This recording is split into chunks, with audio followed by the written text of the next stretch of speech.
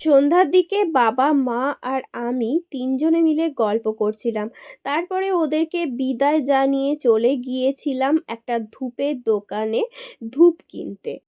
তো ওখান থেকে ২ প্যাকেট ধূপ নিয়ে তারপরে চলে গিয়েছিলাম ফুল নিতে। কালকে যেহেতু বৃহস্পতিবারের পুজো আছে সেই কারণে। তারপরে চলে গিয়েছিলাম একটা গ্রোসারি দোকান থেকে টুকিটাকি কিছু জিনিসপত্র নিতে। ওই বিস্কিট, চিড়েভাজা এই সমস্ত কিছু।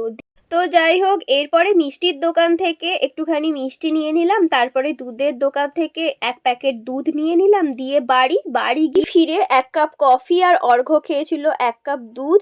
তারপরে যেই মেলা থেকে ২ টো বোল কিনে নিয়ে এসেছিলাম সেটাই অর্ঘ্যকে দেখাচ্ছিলাম। আর এদিকে শাশুড়ি মা আজকে ডিনারের প্রিপারেশন করছিল, বাঁধাকপির তরকারি কলাইশুঁটি দিয়ে, আর তার সাথে ছিল গরম গরম রুটি।